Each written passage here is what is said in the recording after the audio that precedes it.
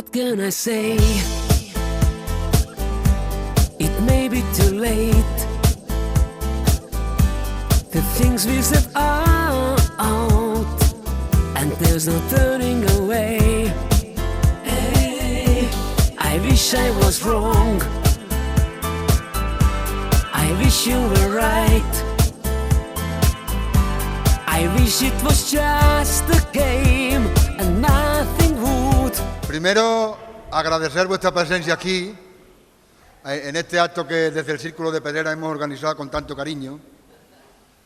Y la verdad es que estamos muy contentos porque, bueno, hay bastante gente. Agradecer también a Libertad y a Teresa que hayan venido hoy aquí a explicar lo que somos y lo que queremos. Yo voy a ser muy breve. Hoy, en este acto, no es tiempo de hombres. El otro día, mirando para atrás, le comentaba a los compañeros, en los últimos 35 años de actividad política, sindical, movimientos sociales aquí en Pedrera, nunca, hasta hoy, había habido un meeting, un acto público, donde el protagonismo total era de las mujeres. Como estáis viendo, las tres intervenciones, yo me limito a recibiros, las tres intervenciones son de mujeres. Por lo tanto, estamos haciendo historia. Sí quiero decir que tanto Juan Ramón, como secretario de Finanzas del Círculo, y yo como secretario local, y el Círculo en su totalidad, nos ponemos a vuestra disposición para que a partir de mañana, lo que os haga falta, pues con cualquiera de nosotros podéis contar. Estamos dispuestos a lo que hemos hecho siempre, pero hoy con mucha más ilusión, porque algunos de nosotros estábamos un poco agotados de la política. Digamos que Podemos nos ha dado un impulso, nos ha dado ilusión, y desde esa perspectiva estamos trabajando en el Círculo. Yo, terminando ya, el acto lo va a presentar Macarena, que es hija de Pepe Cabrera y de la Francisca de Peseta. Ella es profesora de instituto, licenciada en lengua alemana. Estuvo 3 años, después de terminar los estudios, estuvo 3 años en Alemania perfeccionando el lenguaje para luego enseñarlo. Después de aprender esos 3 años, se tuvo que ir a Alemania otra vez para poder trabajar, y hoy está en Canarias, fuera de su tierra, dando clases de alemán. Esa es la gran tragedia de nuestra juventud hoy. Tenemos la mejor juventud, tenemos la juventud mejor preparada y tenemos también la juventud con más, o los tiempos donde más emigra la juventud y donde todo lo que nosotros hemos invertido en ellos a través de nuestros impuestos se tiene que desarrollar fuera de nuestro país. Yo, sin más preámbulos, le doy el paso a Macarena y pido un aplauso para ella.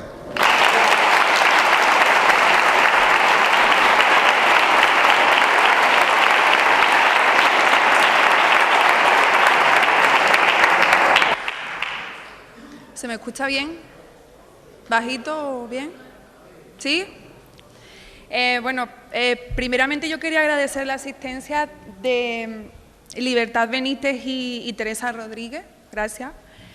Y bueno, buenas tardes a todos. En primer lugar, y antes de comenzar, yo quisiera agradecer la asistencia a todas las personas aquí presentes, tanto vecinos de Pedrera como todos aquellos que se han desplazado desde los pueblos colindantes de la Sierra Sur o del resto de Andalucía. Gracias por asistir. Desde hace ya varios años, el sur de Europa viene sufriendo una dura crisis que se acentúa aún más en nuestra tierra, Andalucía. Estamos siendo testigos y víctimas del deterioro y aniquilación, casi en su totalidad, de lo que hasta hace no mucho conocíamos como estado del bienestar. Esto supone una reducción sistemática de derechos y privilegios conseguidos por nuestros padres y por nuestros abuelos a base de la lucha y la reivindicación en las calles. Los resultados sociales de esta crisis y su nefasta gestión se traducen en la mayor subida de impuestos en la historia de la democracia. Recortes sin precedentes en gasto público, en sectores como la sanidad, donde hospitales han sido privatizados, cerrados, camas de hospitales cerradas, centros de salud cerrados, copagos sanitarios en varios cientos de medicamentos que antes eran subvencionados por el Estado. Recortes en educación, aumento del número de alumnos por clase, aumento de la ratio por cada clase, supresión o reducción en casi su totalidad de becas, subida de tasas universitarias o recortes en profesorado, destrucción de empleo sin precedentes y subida drástica del desempleo, siendo Andalucía una vez más la más golpeada. Esto ha llevado a que en muchos hogares sean nuestros mayores que con su pensión, que con su paga bien merecida, tengan que ser los que mantienen a sus hijos, los que mantienen a sus nietos de alguna manera. Esto ha supuesto la repentina apertura de comedores sociales, comedores en los que se alimenta a la gran mayoría de una familia, familias completas, componentes enteros de una familia. El desempleo se ha cebado con especial dureza con la juventud. Siguiendo las mismas dinámicas que nuestros abuelos, hemos tenido que volver a coger las maletas y marcharnos a otro país a trabajar. Y muchísimas veces doy fe de ello en condiciones infrahumanas, rozando casi la explotación. Una vez más, nuestros jóvenes, y en ese nuestros jóvenes me incluyo yo, hemos tenido que dejar a un lado los proyectos de futuro que todos tenemos. Estoy segura de que aquí hay muchas personas, cada uno de vosotros, que tiene un proyecto de futuro, una ilusión, un sueño. Pues nosotros en ese caso, y todos los que emigramos, todos nuestros abuelos que emigraron, tuvieron que aparcar eso momentáneamente, no se sabe si un mes, 2, un año, indefinido. Cogieron la maleta y con todo el dolor se marcharon. Se marcharon a otro país porque aquí, en este caso, no se les quería. Y es lo que se está viviendo en la juventud, en su mayoría, aquí en Andalucía. Muchos andaluces, muchos estudiantes andaluces se marchan, muchísimos sin expectativas de volver, porque a no ser que esto cambie radicalmente, no vuelven. Esa mano de obra cualificada que la han preparado ustedes, todos los que están aquí, mayores, menos mayores, abuelos, padres, esa mano de obra la están aprovechando países como Holanda, Noruega y Alemania, en mi caso. Y de verdad que me indigna sobremanera cuando se escucha a algún político de estos que tenemos así en nuestro panorama, cuando dice hay que tener espíritu aventurero. Y yo digo, pues la verdad es que sí, hay que tener espíritu aventurero. Unas vacaciones, yo me voy a Tailandia y ahí despierto mi espíritu aventurero. Sí, me gusta Tailandia, me voy a Tailandia.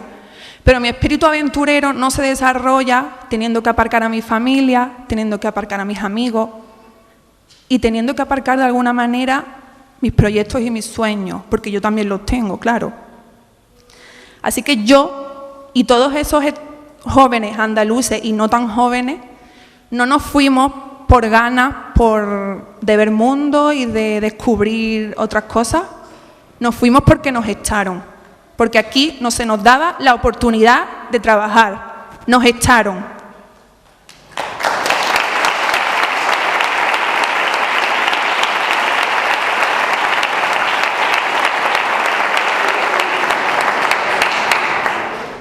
En estos 2 últimos años se han producido más desahucios en la historia de España que en toda la historia de la democracia.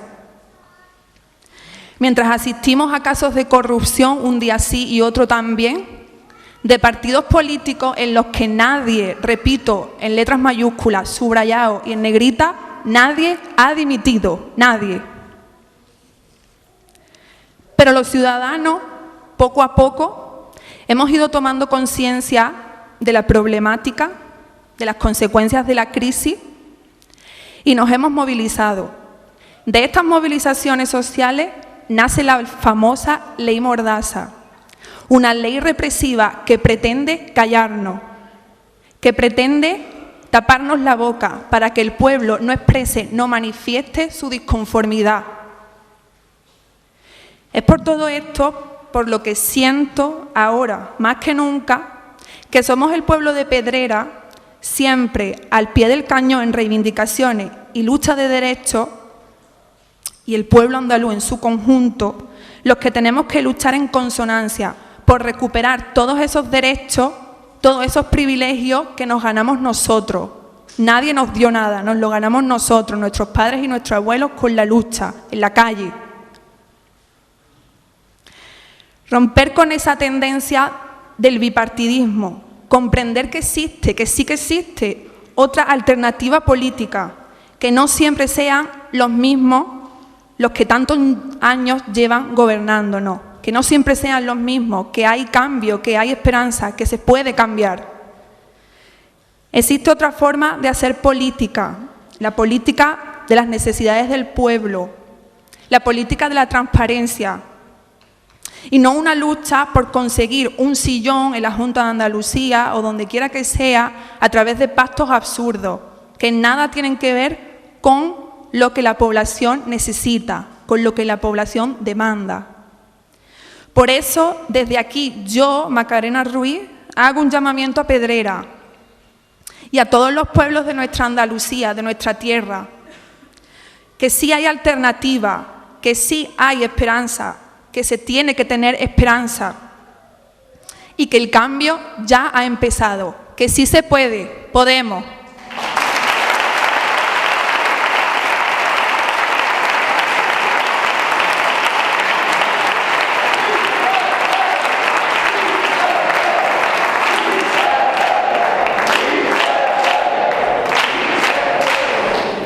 A continuación, doy paso a la compañera Libertad Benítez, profesora de Educación Secundaria y Natural de Aguadulce y parlamentaria por el Grupo Podemos en el Parlamento de Andalucía. Un aplauso. Gracias.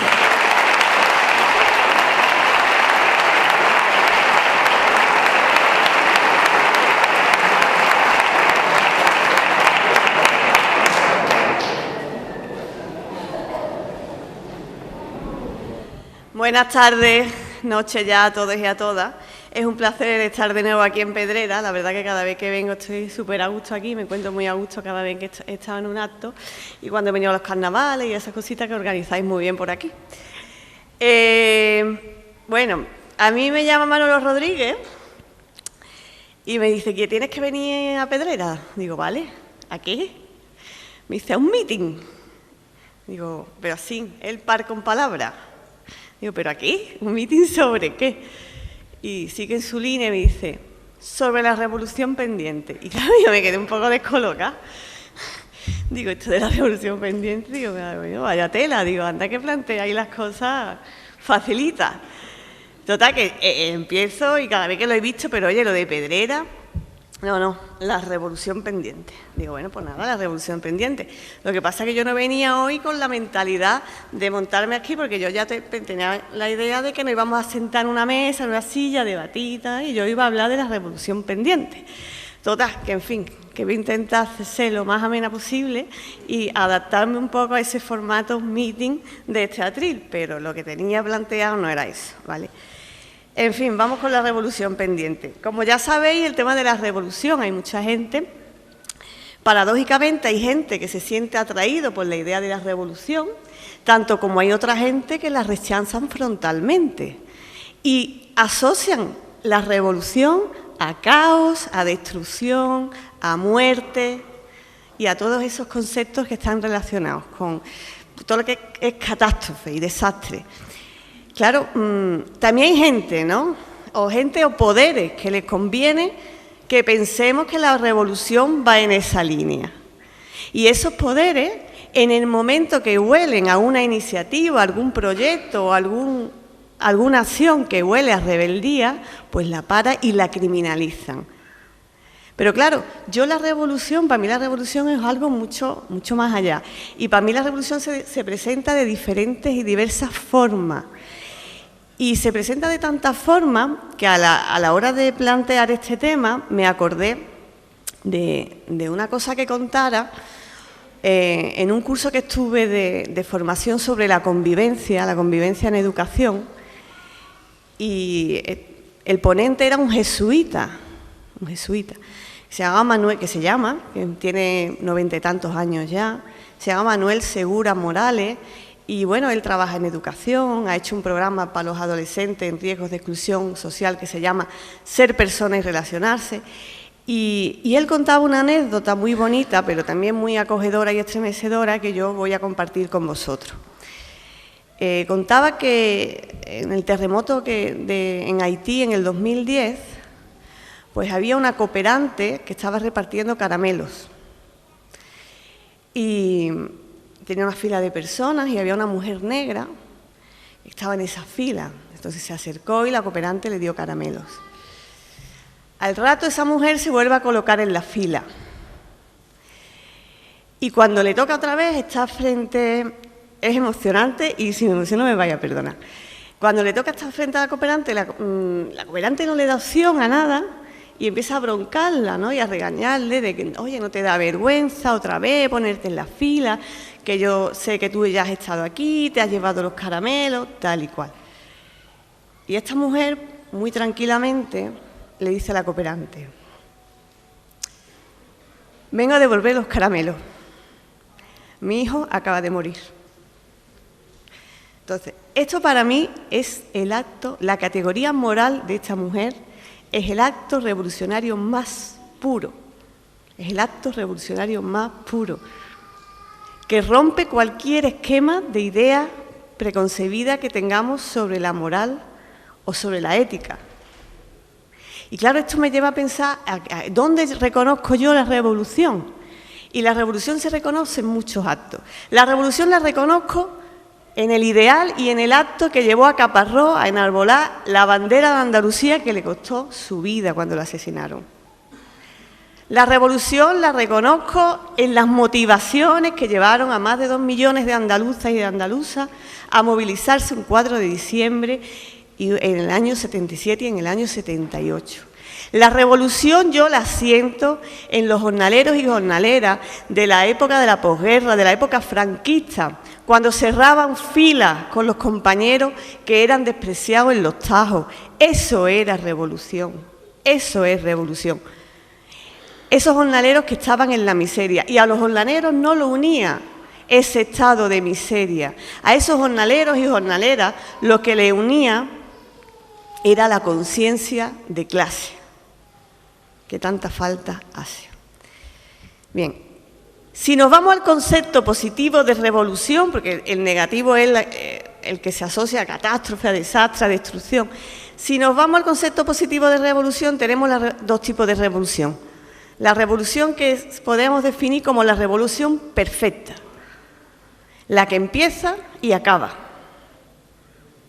que tiene una fase, se llama fase termidor, que es cuando sus impulsores consideran y deciden que ya está bien de actos revolucionarios y que hay que parar y que hay que considerar y poner la revolución, digamos que esos aspectos que se han estado reivindicando hay que darle forma. Y esto no significa que se dé marcha atrás, esto significa que se da un giro a la derecha dentro de esa misma revolución. Y eso se llama fase termidor. Ejemplo de ello: la supuesta conquista del estado del bienestar social. Y digo supuesta porque creo que nunca la hemos conseguido, vivir en un estado del bienestar social. ¿Qué pasa? Nos confiamos, creíamos que estábamos en el estado del bienestar social, ¿y qué pasó? Las movilizaciones, las luchas, las olvidamos y las dejamos a un lado aparcadas. Y eso fue lo que pasó en el estado del bienestar social, pensando que lo teníamos todo conseguido. Yo me alegro, yo creo que por suerte, por fortuna, existen personas que creen que la revolución es la salida para vencer esas situaciones de opresión que viven. Entonces yo me alegro de eso. Y ahora está la revolución, que es la revolución de la que a mí me hablaba Manuel, que es la revolución pendiente, la revolución permanente. Y esa es la revolución la que te dice que tienes que aprender cada día, la que te sorprende cada día, la que te dice que tienes que soñar, que tienes que inventar, que tienes que imaginar. Esa revolución que te exige más compromiso en el día a día. Esa es la revolución, la que te susurra, la que te dice que nada es para siempre, que no des un paso atrás, que hay que cuidar cada conquista, cada derecho, porque después vienen y te los quitan, como ha pasado. Y esa es la revolución de la que hablaba Manolo, la revolución pendiente, la revolución permanente. Y yo ese tipo de revolución también las reconozco. Y os voy a decir dónde las reconocí. Las reconozco en Pedrera y en los pueblos de la Sierra Sur. Esa revolución pendiente la reconozco en la Sierra Sur de los curas obreros. En los pueblos donde los curas se atrevieron a hacer política,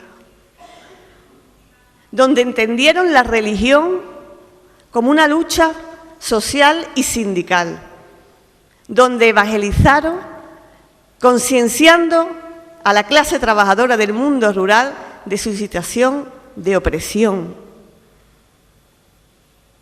Esa es la revolución permanente. Y los guiaron para que ellos mismos, para que la gente de los pueblos iniciaran ese camino hacia la liberación, hacia la dignidad, hacia la libertad. Ese ejemplo de revolución permanente aún sigue vivo aquí. Mi madre siempre dice que el haber conocido a Esteban y el haber vivido esa experiencia supuso para ella tomar conciencia de clase, que no sabía que había clase, y a la clase que ella pertenecía. Y esa revolución sigue viva y arde todavía en el discurso de la transformación social desde una ética en clave de coherencia, de renuncias materiales,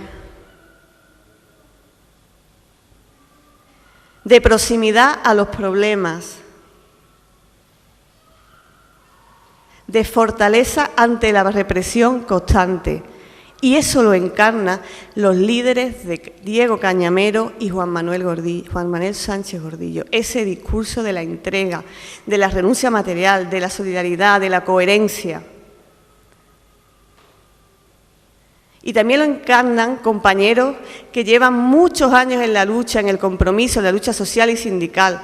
Tenemos aquí a Manolo, a Ramón, a Núñez, que lo he visto por ahí de Osuna, y a muchas mujeres, a Mari. Ellos han cogido ese testigo de la revolución. Y es permanente por eso, porque cada día se va reinventando y ellos la van reinventando. Y esa revolución permanente también quiere echar raíces, quiere profundizar en Pablo, que está ahí, en Óscar, en Antonio, en Alba, en Ana, en los jóvenes.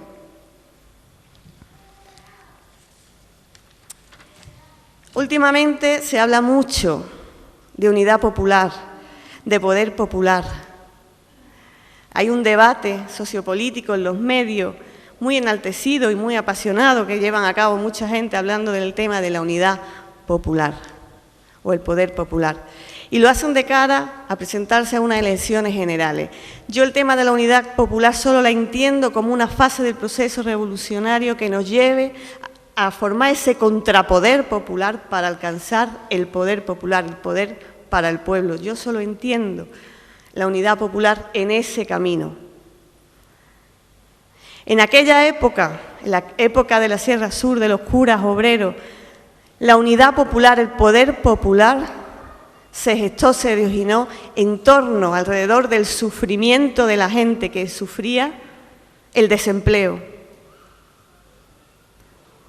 la emigración, el analfabetismo, la carencia de bienes básicos para poder vivir.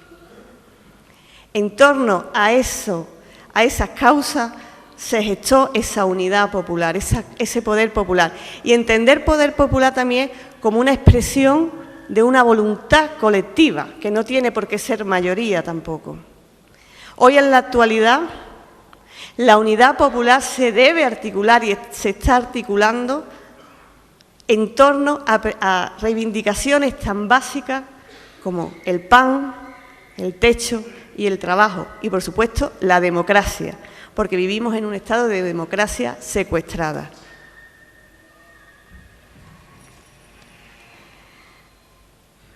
Y esas reivindicaciones aglutinan a mucha gente y unen a mucha gente, y eso es lo que tenemos que conseguir, esa unidad popular para llevar a cabo esa revolución permanente que no cesa. Tenemos retos, tenemos objetivos, y el primero es impugnar el régimen que venimos padeciendo más de 30 años en Andalucía. Impugnar ese régimen que heredamos de esa transición del 78 que algunos tacharon como modélica. El reto, el objetivo, es transformar y cambiar este sistema capitalista. Ese es el reto. Y para ello es necesaria la unidad popular. Ninguna praxis revolucionaria se puede dar si en la práctica no se apuesta por algún modelo de unidad popular. Y eso lo tenemos que tener claro.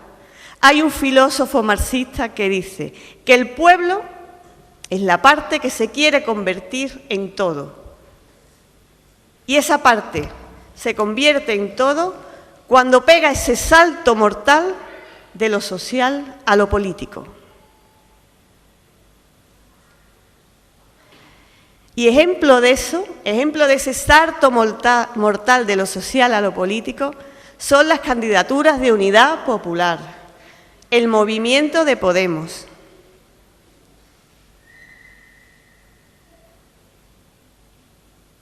Ese salto a lo político de las reivindicaciones sociales que estaban en la calle y que muchos no supieron ver o no quisieron ver. Ese salto social de la lucha por los derechos y libertades básicas que nos han ido quitando en favor de los privilegios de los poderosos. El espíritu también de la gente que quiere impugnar esa herencia de la transición del 78. Y eso está ahí. Ese espíritu no debe caer. Y no debe caer, y Podemos tampoco debe caer en esa fase termidor que explicaba antes. Esa fase termidor que significa el cansancio de la revolución. El entrar en lo político no debe suponer abandonar la calle, abandonar la lucha, abandonar la movilización. Debemos seguir en esa revolución permanente. Es un deber para Podemos, para las candidaturas de unidad popular, es un deber construir una base social fuerte, sólida, concienciada con todas estas problemáticas que sufre la gente. Es un deber. Para finalizar, no me enrollo más, me gustaría acabar con un pasaje bíblico que solía utilizar mucho Diamantino, porque me lo han chivado por ahí, que solía utilizar mucho Diamantino para hablar de estos temas. Es el pasaje bíblico de las joyas de Egipto. ¿Os suena, Manolo? ¿No? Lo leo un poquito, ¿vale?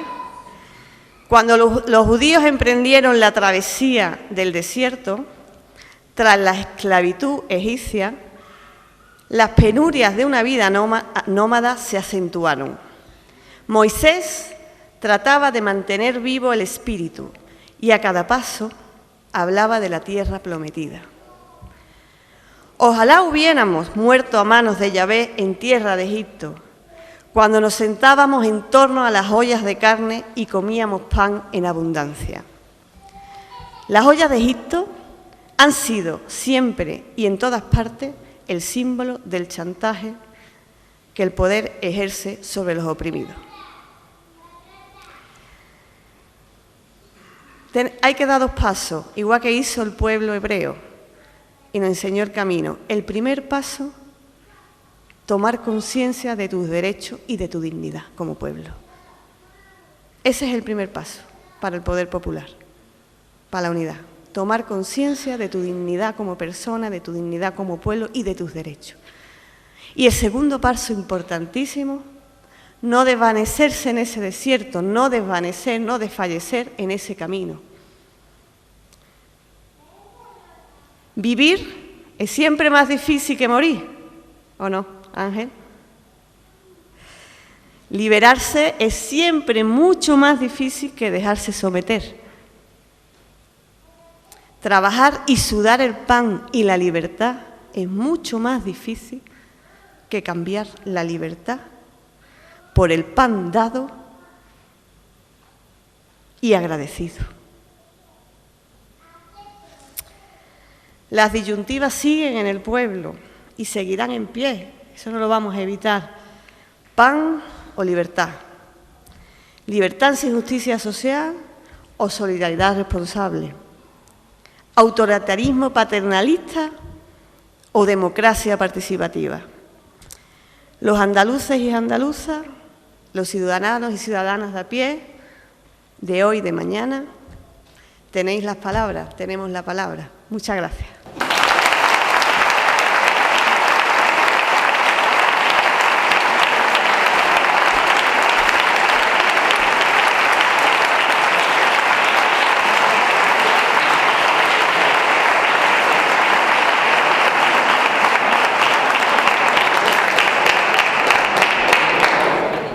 Bueno, a continuación tengo el placer de presentaros a Teresa Rodríguez, diputada de Podemos en el Parlamento de Andalucía.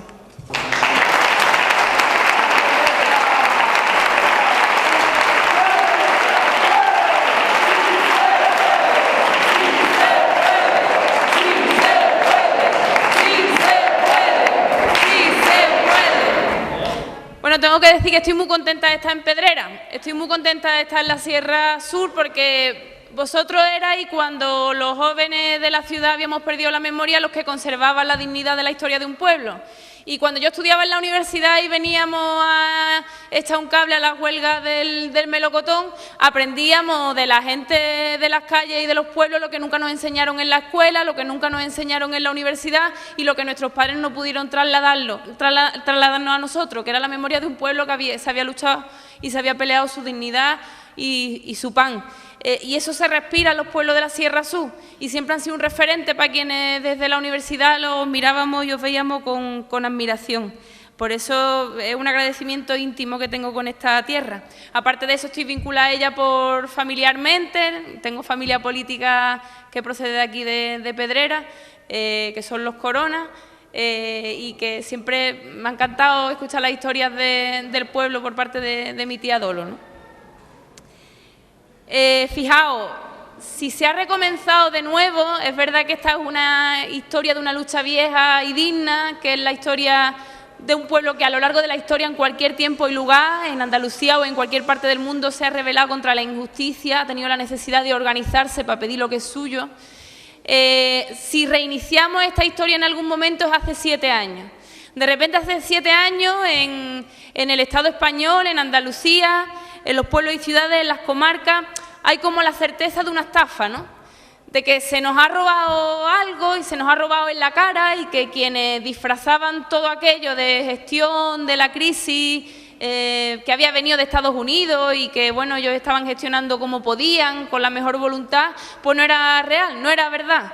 Que después de la crisis, que por cierto la crisis es el resultado del enriquecimiento de los bancos, de los constructores, de los promotores que se habían estado engordando los bolsillos a costa de la salud de nuestros jóvenes, de la gente más joven que tenía que seguir yéndose a construir para ganarse un dinero para vivir, pero que le llenaba todavía más los bolsillos a los empresarios de la construcción. Cuando explota la burbuja inmobiliaria, la decisión que toman los 2 grandes partidos de este país, por designación directa de la Troika y de la señora Merkel, es que había que rescatar a los bancos, rescatar a quienes se habían engordado los bolsillos con la especulación inmobiliaria y a quienes se han beneficiado con la crisis.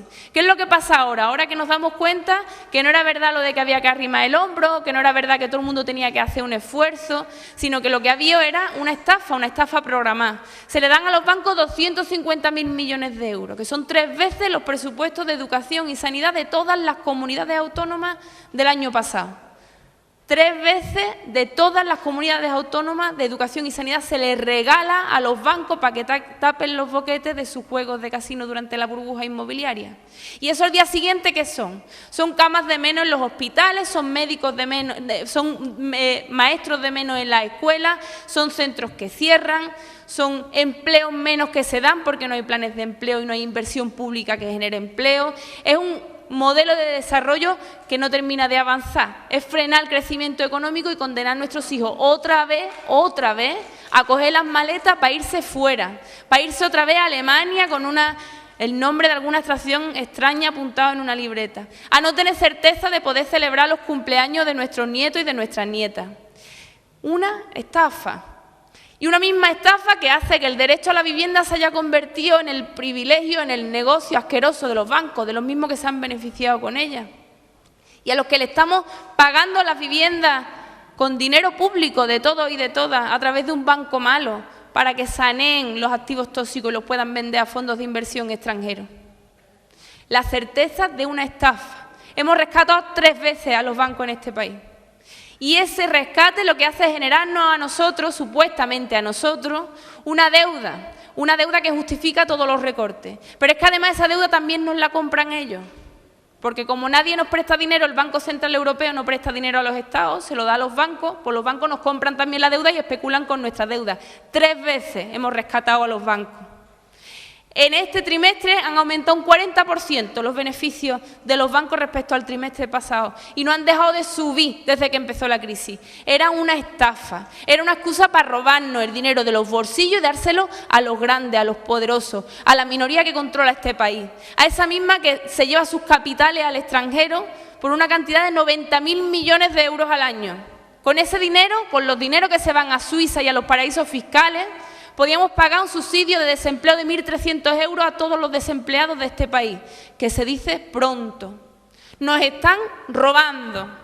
Y cuando la gente se da cuenta de que le están robando, de que ya ni siquiera caen las migajas de la mesa, porque antes al menos caían las migajas, ¿no? Antes caía que uno se podía ir a echar hasta una temporada trabajando en la hostelería o en la construcción, o que le podía caer alguna beca y podía estudiar echando algunas horas los fines de semana en algún bar. Pero es que ya no caen ni las migajas.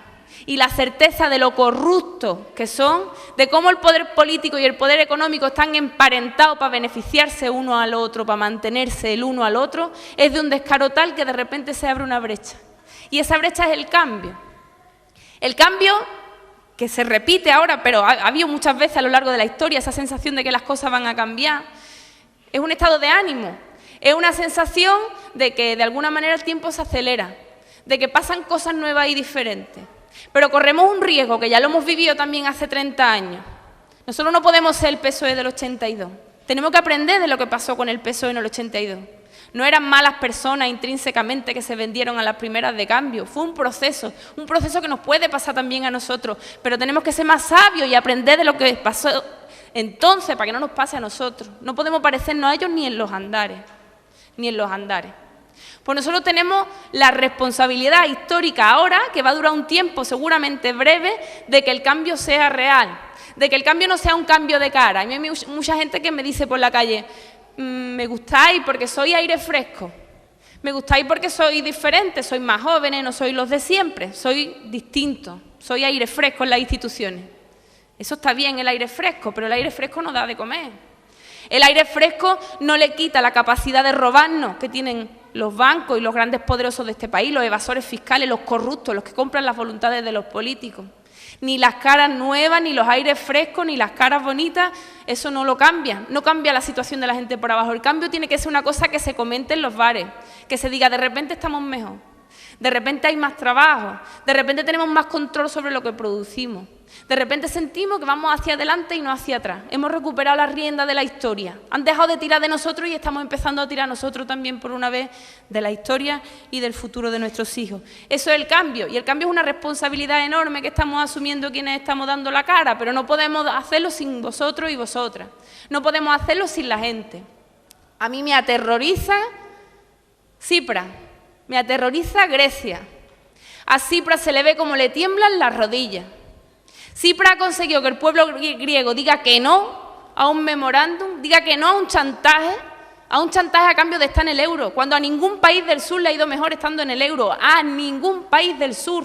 El euro ha beneficiado a Alemania y ya está. Bueno, a Alemania, a los poderosos alemanes, porque el empleo cada vez está más precario también allí, a ningún país del sur. Y cuando llega Cipras y se va a Bruselas, algo pasa por el camino. Las rodillas tiemblan. Y para que las rodillas no nos tiemblen, nosotros necesitamos el control de la gente valiente por abajo, la capacidad de participar en todos los procesos, que la gente esté movilizada y exigiéndole a sus representantes públicos, porque sin el control de la gente, sin la movilización de la gente, sin la capacidad de la gente de coger lo que es suyo, sin esperar a que se lo den, nosotros antes o después o nos rendimos o lo que es peor, nos vendemos. Por eso hemos dicho también, ética política, una vacuna inestimable, no podemos renunciar a ella. Y nos dicen, hombre, no, pero si vienen grandes profesionales a querer ser políticos van a tener que mantener su estatus económico. ¿Cómo vaya a poner 1.900 euros de sueldo de un diputado? Nosotros hemos dicho, es fundamental eso. En la medida en que nosotros cobramos como una persona normal, con un buen sueldo, por cierto, en la medida en que nosotros podemos ser revocados en cualquier momento, en la medida en que nosotros sabemos que más de 8 años no vamos a estar viviendo de la política, no vamos a estar ejerciendo un cargo de representación, estaremos mucho más controlados por quienes tienen que ordenarnos cada día las decisiones que tenemos que tomar las instituciones. Es la única manera de que no nos vendamos y que la gente esté movilizada y exigiendo, es la única manera de que no nos rindamos. Me aterroriza el temblar de rodillas de Alexis Tsipras. Me aterrorizaba incluso la cara de Zapatero, yo no lo voté, no se me ocurrió, cuando de repente tenía que anunciarle a España entera que iba a rescatar a los bancos, que iba a hacer una reforma laboral que abarataba el despido, cuando 2 meses antes había dicho que aquí la crisis no iba a caer sobre las espaldas de los trabajadores. ¿Recordáis esa cara? A mí no se me olvidará esa cara delante de los españoles que de alguna manera habían depositado su confianza en él pensando que, bueno, sacar a las tropas de Irak y plantear un discurso nuevo, una época post José María Aznar, era una nueva esperanza de alguna manera. Duró muy poco esa esperanza, duró muy poco. Nosotros tenemos que prolongarla y a nosotros nos tienen que controlar a la gente para que no nos vendamos y para que no nos rindamos. Y tenemos que evitar cinismo de las instituciones porque es muy fácil contagiarse. A nosotros desde el primer día en el Parlamento andaluz nos están diciendo no tenéis ni puta idea. Lo dijeron literalmente en una ocasión, pero nos lo dicen con su gesto y con su forma de relacionarse con nosotros cada día. Y nosotros tenemos que hacer el esfuerzo, el trabajo, la voluntad de estar orgullosos de no tener ni puta idea de lo que hacen ellos allí. De no tener ni puta idea de lo que es trabajar sin que te duela el pueblo al que representa durante 30 años en una poltrona en Sevilla. De no tener ni puta idea de lo que es aprovechar una situación de poder para colocar a tus amigotes y que ganen dinero con el dinero de los parados. De no tener ni puta idea de lo que es la corrupción, de no tener ni puta idea de lo que es tener que hacer actos entrando por la puerta de atrás porque se sabe que va a haber 10 colectivos montándote una protesta en la puerta de un mitin. Estamos orgullosos de no saber nada de eso y tenemos que conservar esa inocencia, mejor inocente que corrupto. El otro día lo decíamos en una entrevista, mejor controlado que corrupto, de eso no queremos saber nada. ¿Y sabéis lo que nos dicen? Nos dicen radicales. Esta gente de Podemos en Andalucía en particular, que son más radicales que en el resto de España, se juntan con Diego Cañamero, con esa gente extraña de la Sierra Sur, se juntan con Gordillo, son unos radicales. Y yo os digo una cosa, este Partido Socialista de Andalucía, este Partido Socialista de Susana Díaz, seguramente si fuera coetáneo a Blas Infante o a Diamantino, hubieran dicho que aquellos eran unos radicales. Y ahora les rinden homenaje con un busto en el patio del Parlamento.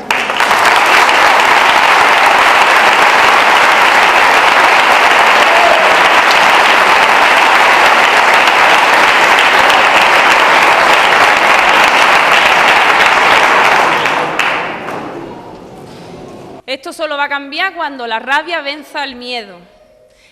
El miedo también de la gente.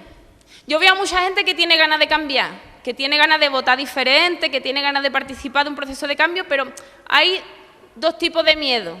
Está el miedo a que a uno lo traicionen otra vez. Eso yo ya lo viví, eso va a pasar que cuando se queden ahí un tiempo, pues al principio dirán que no van a cobrar las dietas, pero luego se acostumbran, luego se acojonan, luego no son capaces de tirar para adelante. Yo esto ya lo viví antes. Y hay un segundo miedo, que es el de, esta gente es muy nueva, no van a saber hacer las cosas bien, porque los otros son unos chorizos y unos corruptos, pero la carretera está ahí puesta. Y los barrenderos pasan todos los días y limpian las calles. Fijaos, en Cádiz pasó una cosa muy curiosa. Cuando cambió el gobierno después de 20 años de Partido Popular, la gente pensaba de verdad que a partir del día siguiente los basureros no iban a salir a la calle a recoger las basuras. Pues claro que salieron los basureros. Y es la certeza de decirle a la gente que ya está bien de complejo, que la gente corriente es la que hace que las cosas funcionen todos los días, que se recojan las basuras, que se abran los colegios, que los niños vayan limpitos a la escuela, que las aceras estén puestas y estén limpias, que se haga todo, toda la vida la llevan las personas normales. ¿Por qué no vamos a gobernarnos nosotros a nosotros mismos? Pues el miedo a ser vendido o el miedo a ser gestionado por quienes no saben porque son personas corrientes que no han hecho eso nunca, hay que vencerlo con la rabia. O cogemos la rienda de nuestro destino o estamos condenados otra vez a otros 20 años de perder la oportunidad de recuperar el futuro de nuestros hijos y de nuestras nietas. Esa es la responsabilidad que recae sobre nosotros todos hoy. El de conquistar el futuro de este país y de esta tierra Andalucía, que le corre más prisa que en ningún sitio de España. Que nos corre más prisa que en ningún sitio de España. Y para vencer al miedo lo más importante es saber lo grande que es uno. Y para terminar esta intervención os voy a contar una historia que me gusta mucho. Es la historia del elefante y la estaca, la he contado alguna otra vez. El elefante y la estaca cuenta la historia de un niño que va al circo y mientras los payasos hacen reír sacando agua de sus flores de su solapa, mientras los equilibristas ponen platos encima de varillas y los hacen rodar, mientras los funambulistas cruzan en su trapecio, mientras sale el león, él solo puede observar un elefante que hay en una esquina de la carpa, en un rincón oscuro. Un elefante enorme, que está amarrado con una estaca muy pequeña. Y el niño piensa, ¿cómo puede ser? Con esa inquietud y con esa curiosidad que solo tienen los niños, que luego lamentablemente perdemos. ¿Cómo es posible que un elefante tan grande esté amarrado a una estaca tan pequeña y no se vaya? Y preguntó, y preguntó, y preguntó, y siempre le dieron respuestas que no satisfacían su curiosidad. Hasta que un día encontró a alguien que le dijo, el elefante seguramente cuando era pequeño estaba amarrado a la misma estaca, a la misma que tiene ahora.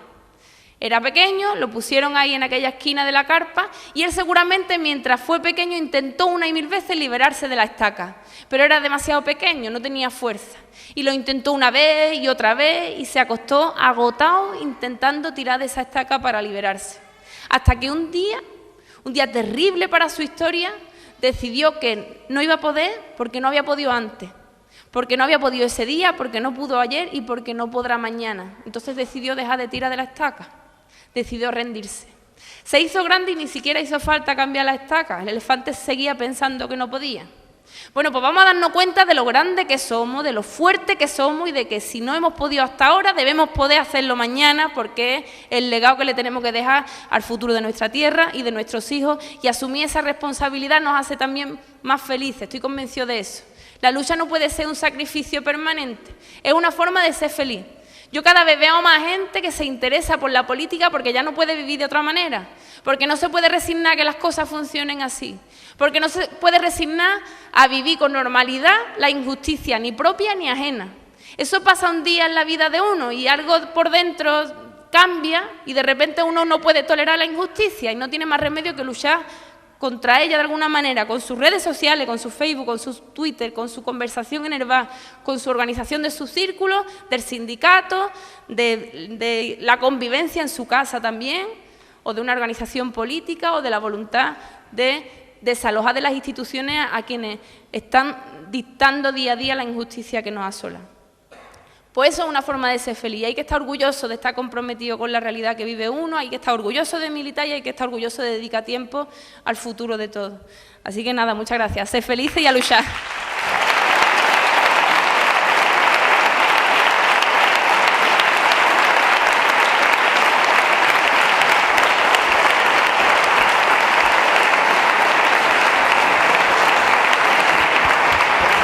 Bueno, hemos terminado. Si alguien tiene alguna pregunta.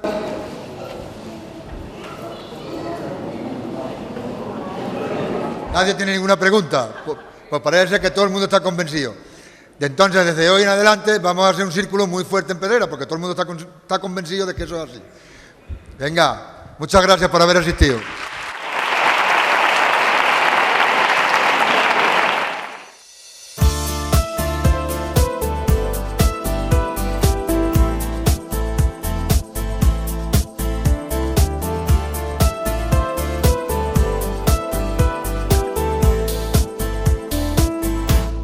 What can I say?